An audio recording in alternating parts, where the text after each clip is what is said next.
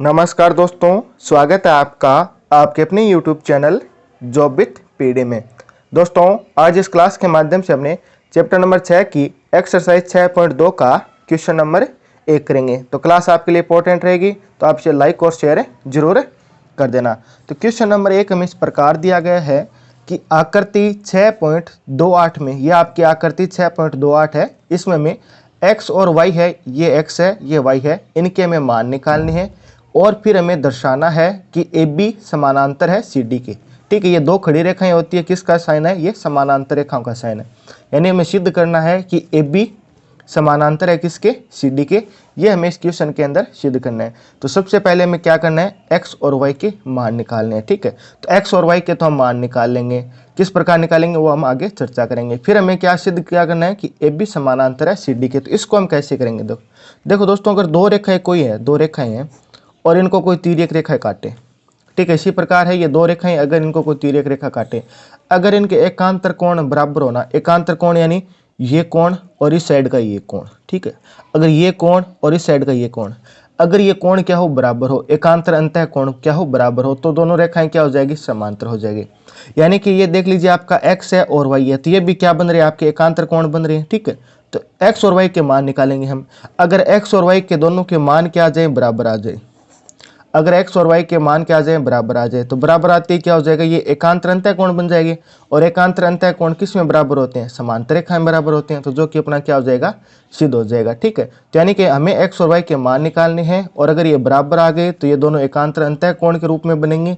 और एकांतर अंतः कोण किस में होते हैं? समांतर रेखा में होते हैं। तो यानी ए बी और सी डी क्या हो जाएगी? आपकी समांतर रेखाएं हो जाएगी। ठीक है, तो अब आपको किस प्रकार करना है मैं पूरा डिटेल से बता देता हूँ, अगर आपको समझ में नहीं आया तो भी।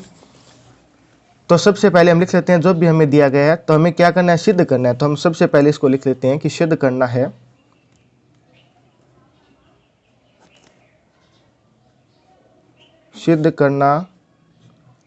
कि ए बी समांतर है सी डी के। ये हमें क्या करना है? सिद्ध करना है। ठीक है, अब हमें क्या क्या दिया गया है वो हम क्वेश्चन के अंदर देखेंगे। ठीक है, तो दोस्तों इसके अलावा मैं आपको कुछ और बेसिक बातें बता दूं। जैसे अगर मान लीजिए आपकी एक रेखा है, ये रेखा है, ठीक है, और इस रेखा के एक साइड जो भी ये कोण बनते हैं ना, इनका योग कितना होता है? 180 डिग्री होता है। क्यों होता है? क्योंकि एक आपका पूरा वर्त होता है ना, ठीक है, ये पूरा वर्त होता है, तो इसमें कितने डिग्री का कोण बनता है? 360 डिग्री का कोण बनता है। अगर ये वर्त आधा हो जाएगा तो आधा यानी इस प्रकार होगा, तो कोण कितना बनेगा? 180 डिग्री का बनेगा। तो यानी कि जो एक रेखा होता है ना, एक रेखा के एक साइड का कोण है वो कितना होता है? 180 डिग्री होता है। ठीक है, चाहे आप इसके अंदर कितनी रेखा खींच दे, इसके ऊपर चाहे आप ऐसे खींचो चाहे ऐसे खींचो, किसी प्रकार भी कोई भी खींच दो, ठीक है, ये कोण होगा ना वो कितना होगा? 180 डिग्री। ये भी कितना होगा? 180 डिग्री। ये भी कितना होगा? 180 डिग्री। तो यानी कि आप इस साइड देखो, ये एक रेखा है, ठीक है, इसके ये कोण जो ये कोण बनेगा ना वो कितना होगा? 180 डिग्री का। क्यों होगा? मैंने आपको अभी बताया। अगर कोई भी रेखा है, ठीक है, उसके एक साइड जो कोण बनता है ना वो कितना होता है? 180 डिग्री होता है। अब देख लो, चाहे आप इसमें से कितनी ऐसी रेखा खींच दो, ठीक है, ये ले मैंने यहाँ पे 3 रेखाएं ऐसी खींच दी, तो अब ये कोण बनेगा ना वो कितना होगा? 180 डिग्री का। क्यों होगा? मैंने भी आपको बताया है कि एक रेखा के एक साइड जो कोण बनता है ना वो पूरा कोण कितना होता है? 180 डिग्री होता है। आप बोलोगे सर आप ये मैं क्यों बता रहे हो? क्योंकि मैं इसलिए बता रहा हूँ कि यहाँ पे एक देखो ये रेखा है, ठीक है, इस रेखा के एक साइड ये कोण बनेगा ना वो कितना हो जाएगा? 180 डिग्री हो जाएगा। क्यों हो जाएगा? मैंने ये भी आपको बता दिया कि रेखा के एक साइड जो कोण बनता है ना वो कितना हो जाता है? 180 डिग्री हो जाता है। ठीक है, तो ये आपकी बेसिक बात है, आपको पता रहनी चाहिए कि रेखा के एक साइड जो कोण बनता है उसका मान कितना होता है? 180 डिग्री होता है। इसी की सहायता से हम क्वेश्चन को हम सोल्व करेंगे। ठीक है, तो यानी कि ये कोण और ये कोण दोनों कितना हो जाएगा? 180 डिग्री हो जाएगा। तो हम लिख देंगे कि x से प्लस 50 डिग्री बराबर कितना हो गया? 180 डिग्री हो गया।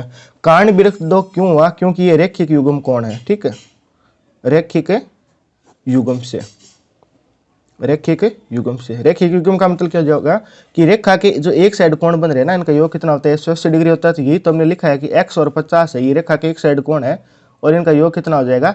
180 डिग्री हो जाएगा। ये हमने रख दिया। तो अब यहाँ से आप x का मान आराम से निकाल सकते हैं। x का मान निकालेंगे तो 50 इस साइड आ जाएगा, तो यानी कि 180 माइनस 50, ठीक है, तो x बराबर कितना बच गया?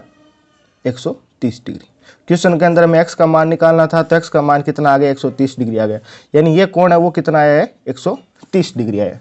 अब हम y का मान और निकाल लेते हैं। तो y का मान कैसे निकालेंगे? तो दोस्तों आप यहाँ पे देखो कि नीचे y के नीचे हमें कोण 130 डिग्री का दिया हुआ है और y के ऊपर हमें भी कोण कितना दिया गया, y दिया गया है। ठीक है, जब भी दो रेखाएं आपस में प्रतिच्छेद करते हैं ना इस प्रकार, ठीक है, जब भी दो रेखाएं हैं, कोई भी दो रेखाएं अगर वो प्रतिच्छेद करते हैं ना, तो इनके देखिए ये कोण है ना, इस साइड वाला और इस साइड वाला, ये कोण और ये कोण, ठीक है, ये कोण और ये वाला कोण है और ये वाला कोण, ये आपस में क्या होते हैं, बराबर होते हैं। किस रूल से, शीर्षाभिमुखी कोण।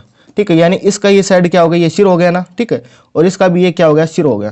तो यानी क्या हो जाएगा, ये शीर्षाभिमुखी कोण क्या होते हैं, बराबर होते हैं।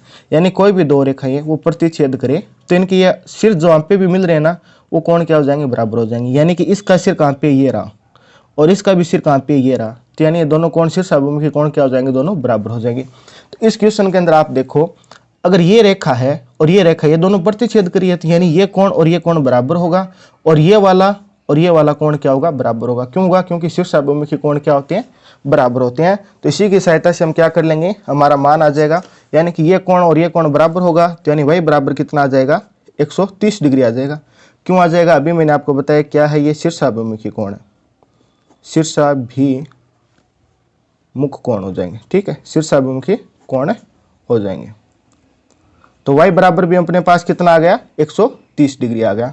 अब दोस्तों देखो कि ये x का मान भी 130 है और y का भी मान कितना है, 130 है, यानी कि ये x है। ठीक है, तो इस प्रकार ये कोण बन रहा है, यानी एकांतर कोण बन रहे हैं। ये क्या बन रहा है, मैंने अभी आपको स्टार्टिंग में बताया था कि अगर दो रेखाएं हैं और उनको एक तिर्यक रेखा काट दें, ठीक है, अगर दो रेखाएं हैं और उनको एक तिर्यक रेखा काट दे, अगर ये दोनों कोण बराबर हो या ये दोनों कोण बराबर हो, तो ये क्या हो जाएंगे, बराबर होते हैं, तो यानी क्या हो जाएंगे, एकांतर कोण हो जाएंगे।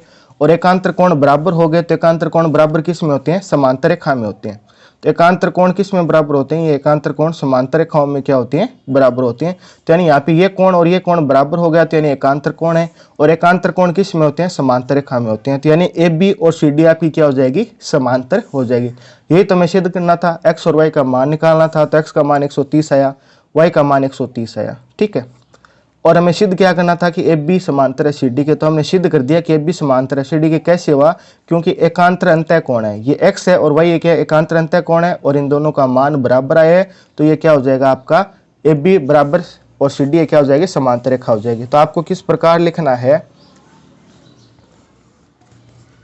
x बराबर कितना आया, x और y दोनों का मान कितना आ गया, 130 आ गया। 130 आया तो यानी क्या बन रहे हैं, दोनों कोण क्या आ रहे हैं, समान आ रहे हैं। तो यानी कि एकांतर अंतः कोण है। ठीक है, और एकांतर अंतः कोण है तो आपकी ए बी और सी डी क्या हो जाएगी, समानांतर हो जाएगी। तो हम यहाँ पे लिख देंगे अतः ए बी समानांतर होगी सी डी के। ठीक है, इस प्रकार दोस्तों आपको एक क्वेश्चन करना था। ये अपना क्या हो गया, सिद्ध हो गया, तो इसको लिख देंगे प्रूव्ड। ठीक है, प्रूव्ड, क्योंकि यहाँ पे x और y क्या हो गए, x व y एकांतर अंतः कोण की तरह व्यवहार करें, क्योंकि ये दोनों क्या है, समान आए हैं। तो यानी एकांतर कोण ही बराबर आते हैं। तो मान लेते हैं कि ये दोनों क्या है, एकांतर अंतः कोण के रूप में हमारे साथ क्या करें, व्यवहार करें। ठीक है, तो अगर ये दोनों एकांतर अंतः कोण है तो ए बी और सी डी क्या है, समानांतर है। सभी चीजें एक दूसरे से रिलेटेड होती हैं। ठीक है ना, तो ये क्वेश्चन आपका फर्स्ट हो गया। मैं वापस रिपीट कर देता हूँ, हमें एक्स और वाई के मान निकालने थे और ए बी और सी डी को हमें समानांतर है वो सिद्ध करना था। ठीक है, तो हमने सबसे पहले क्या किया, एक्स का मान निकाला। तो एक्स का मान निकाला हमने कैसे लिखा ना, रैखिक युग्म से। ठीक है, रैखिक युग्म का मतलब क्या होता है कि एक रेखा के एक साइड बनते हैं ना, कोणों का योग कितना होता है, 180 डिग्री होता है। तो यानी ये कोण और ये कोण दोनों क्या हो जाएंगे, 180 डिग्री हो जाएंगे। ये कोण यानी एक्स है और ये कोण यानी 50, इन दोनों का मान कितना होगा, 180 डिग्री होगा। तो हमने यहाँ से एक्स का मान निकाल लिया, कितना आ गया, 130 है। फिर हम y का मान निकालेंगे। तो जब भी दो रेखाएं इस प्रकार आपकी प्रतिच्छेद करती है ना, तो ये कोण और ये कोण दोनों, इनके सिर वाले कोण क्या होते हैं, बराबर होते हैं। तो इनको हम क्या बोलते हैं, शीर्षाभिमुखी कोण। तो यानी इसका ये कोण और ये कोण क्या होंगे, बराबर होंगे। तो y बराबर कितना आ गया अपना पास से, 130 डिग्री आ गया।